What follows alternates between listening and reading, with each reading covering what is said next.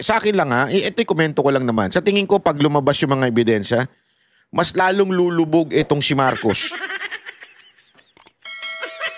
Ngayon nga, lubog na eh. Wala nang naniniwala eh. Mas lalo, tapos sigurado ko, pati si speaker, naku. Lulubog yung mga yan sa Kumunoy. The more that they, kasi bakit Kumunoy ha? Diba, meron tayong concept na pagka-Kumunoy, pag lalo kang pumalag, yung Kumunoy, yung ano, mas lalo ka lulubog, di ba?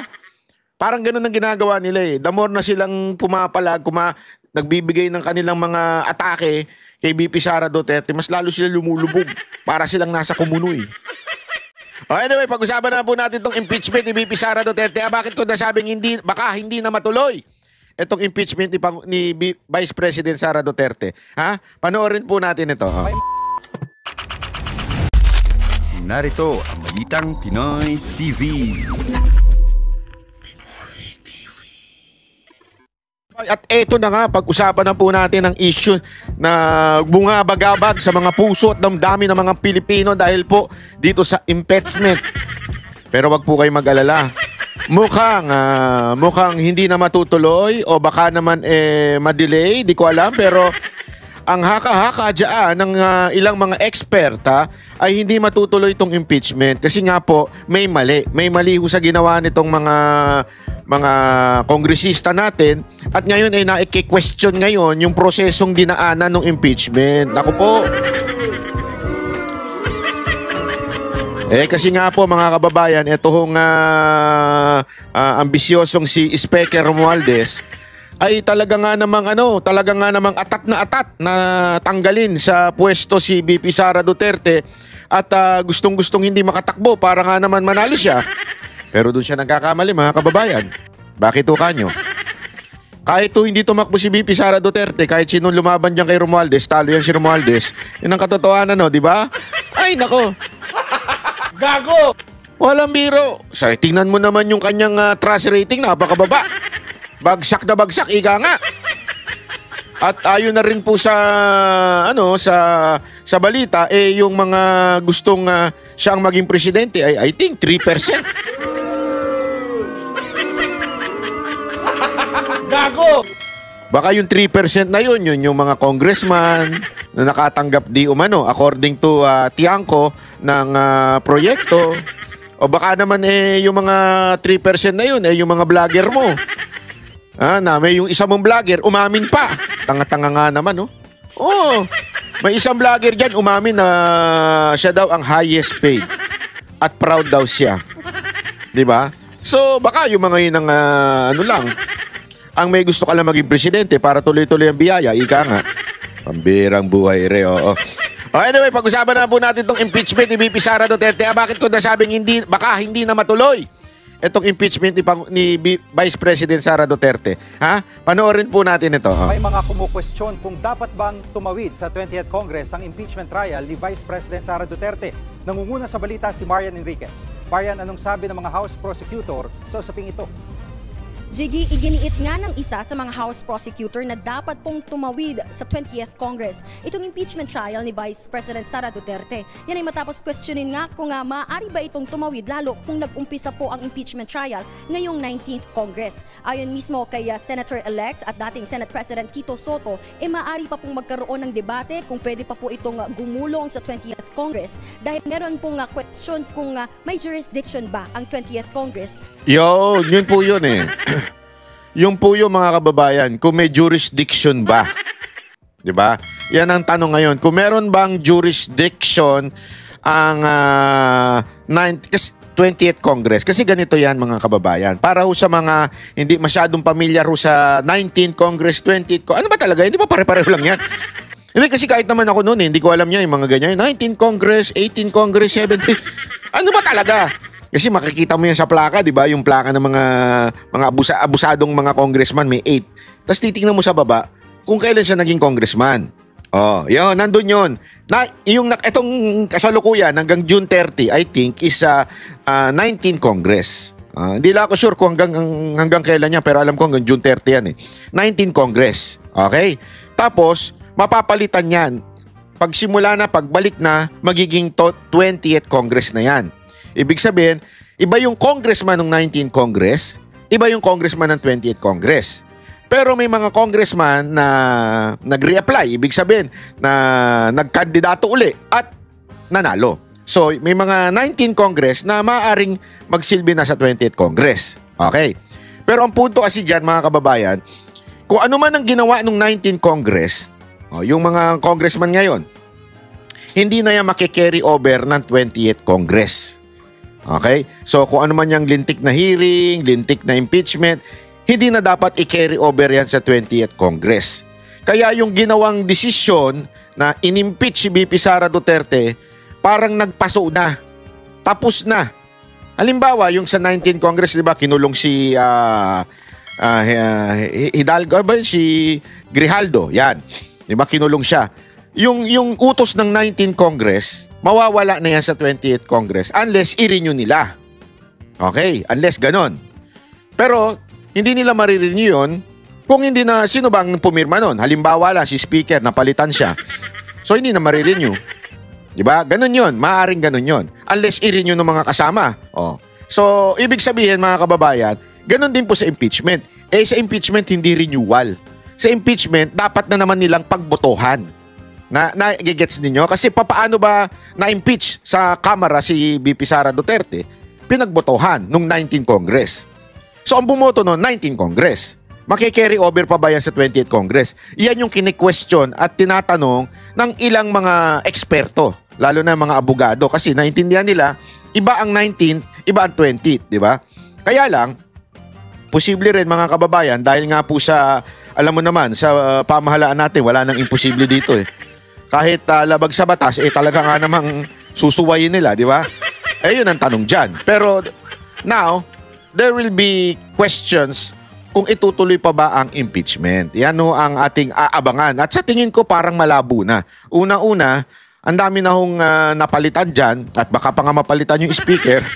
Di natin alam. Sa paggulong ng impeachment trial na nagsimula po sa 19th Congress. Ayon naman kay isa sa mga House Prosecutor at Iloilo 3rd District Representative Lawrence Defensor, dapat pong magtuloy-tuloy ang paglilitis kay VP Sara kahit pa po tumawid sa 20th Congress. Pero tandaan natin na kapag nagtapos ang 19th Congress, ang nagtatapos lang ang aming legislative power. Hindi na Ito naman yung paliwanag ng isang congressman, okay? Yung legislative power lang daw. tapos ang isang impeachment proceeding na nakahain na sa Senado. Natanong din kahapon si Pangulong Bongbong Marcos tungkol sa impeachment ni VP Sara. Iginit ng Pangulo na ayaw niya ng impeachment laban kay VP Sara, pero hindi niya raw sasabihan ng mga mambabatas kung ano ang dapat gawin. Narito ang kanyang pahayag. Thank God to say that. I didn't want impeachment. Walang naniniwala sa'yo. Hindi. Alam mo, Brad, bakit lagi mo sinasabi na how many times I would say that? Sa salita ni Aling Claire, paulit. Bakit? Bakit paulit-ulit? Alam mo kung bakit? Kasi walang naniniwala sa'yo. Hindi mo na kailangan paulit-ulitin kung pinaniniwalaan ka ng tao. Simple analogy. Halimbawa, may nangutang sa'yo. Di ba? Kaya inutang mo. Halimbawa, utang mo, bayaran ko yan next month. Sure kang babayaran mo yan next month? Oo, sure ka. Sure ako. Hindi nga, basta next month, kailangan bayaran mo yan, ha? Sure ka dyan, ha? Oo nga, kulit mo. Bakit pinaulit-ulit? Kasi, baka hindi siya nagbabayad ng utang. Parang yung isang congresswoman, di ba? So ano ibig ko lamang sabihin? Kaya pinauulit sa yung impeachment na yan kasi walang naniniwala sa iyo. Anong proof? Kasi nangyari. Kaya hindi naniniwala yung tao sa iyo kasi nangyari. At isa pa, number 1 na pumirma, yung anak mo. Kung number 1 pumirma yung anak mo, don't tell me, yung anak mo, walang kinalaman sa'yo? Malabo yan. Sabi nga nila, lagi daw kayo sabay niyan eh. Dumi na naman ng isip nyo. Sabay kumakain. Kayo naman, kala nyo kung anong sabay, ha? Lahat ng kakampi ko sa Kongreso hindi nag-file ng impeachment complaint. Lahat daw ng kakampi niya, hindi pumirma. Number 1 pumirma. Sino? Si Sandro. So hindi mo kakampi? Ano to, rebelde anak mo? Gago! Hindi, di ba? Simpleng-simple. Hindi mo kakampi, hindi pumirma. O, sabi mo yon. Bakit pumirma yung anak mo? So, ganun kayo? Hindi mo siya kakampi? Huwag na kayo magsama. Ba't tayo sasama kayo sa Malacanang? Paano yung paparty nyo? Pictorial pa kayo. Kala mo naman, saya-saya nyo. Yung mga nag-file ng impeachment complaint, hindi mo masasabing kaya kong utusan o pagsabihan na ito yung gagawin mo. Sang-ayon naman si Defensor na hindi Grabe, no?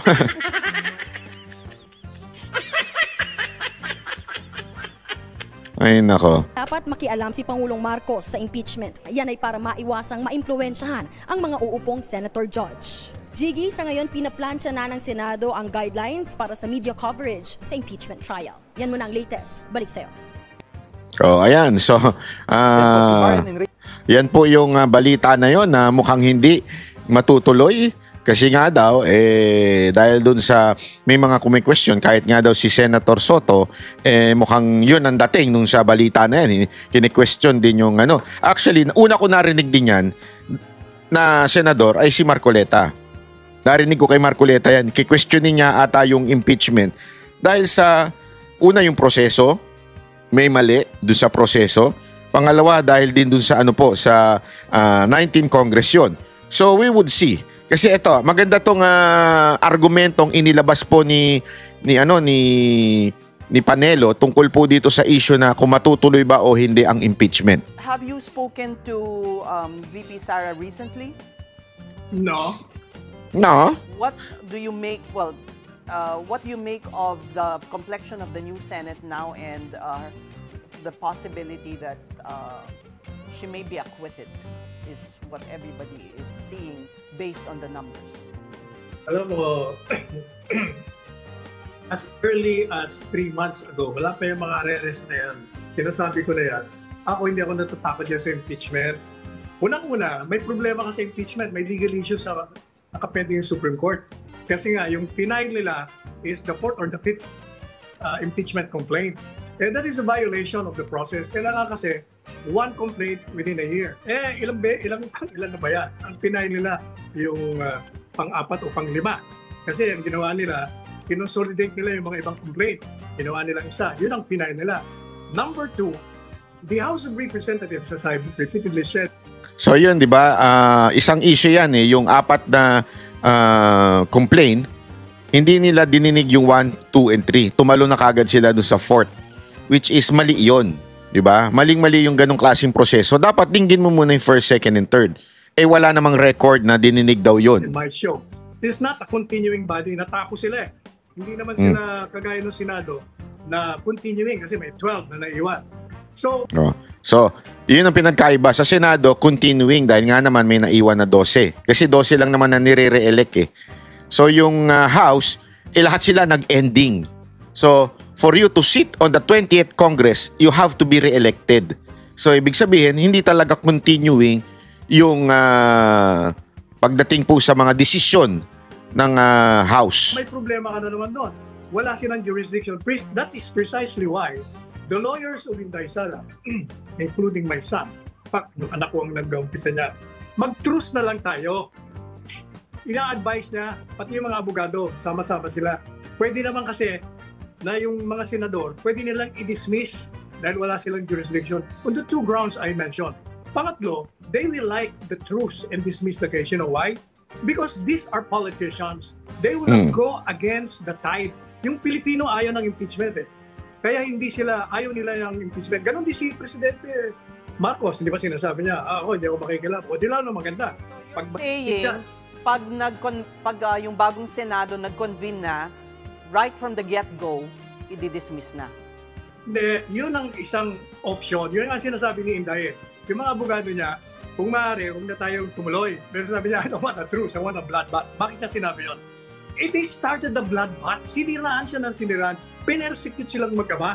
Kaya sinasabi nyo, illegal, ganito. O di sige, pakita nyo yung ebidensya at lalabanan namin kayo. Yun lang naman ang ibig sabihin niya. But I've been saying, regardless of the outcome of the elections, walang mangyayari dyan sa impeachment, assuming na matuloy. Bakit? Kasi yung mga senador na yan, they will not risk their political careers. Pag ang alam nila na ayaw ng taong bayan ng impeachment, boboto ng absurdo yan. Tandaan mo, hindi totoo na judges will be voting on the basis of evidence. Kalokohan yun. This is a game or a contest of numbers.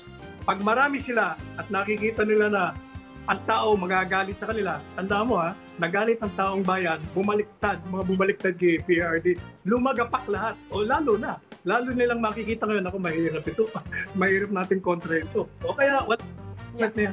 Attorney, on the other hand, maraming nagsasabi, hantayin lang ng taong bayan. Pag nakita nila yung ebidensya, baka magbago yung kanilang isip. You've mentioned that you're... Mas lalo nga sila makukumbinsin na isang malaking katarantaduhan. Bakit parang ganun ang inclination mo na pagka nakita nila ebidensya, mas makikita nilang guilty si VP Sara Duterte? Ako nga, gusto ko nga tumuloy-tuloy yan para malaman talaga ng taong bayan at makita. Kaya nga, mismong si VP Sara Duterte, I want a bloodbath. Na-excite po ako dun Kasi sigurado ako marami siyang pasabog dyan. Gusto niya talaga ng matuloy Kahit nga yung abogado nga, sinasabi nga ni Panelo, kahit yung mga abogado ni VP Sara Duterte, tila ayaw na rin. Parang questionin yung papaano na ipasayan or meron bang jurisdiction ng 20th Congress, whatsoever. Pero si VP Sara Duterte, ayaw niya. Gusto niya matuloy, ibig sabihin. Gusto niya talaga ng bloodbath, di ba? Yun nga po yung sinasabi niya. Kaya sa akin lang ito'y komento ko lang naman. Sa tingin ko, pag lumabas yung mga ebidensya, mas lalong lulubog itong si Marcos. Ngayon nga, lubog na Wala nang naniniwala Mas lalo, tapos sigurado ako, pati si speaker, naku! Lulubog yung mga yan sa Kumunoy. The more that they... Kasi bakit Kumunoy, di ba? Meron tayong concept na pagka Kumunoy, pag lalo kang pumalag, yung Kumunoy, yung mas lalo ka lulubog, di ba?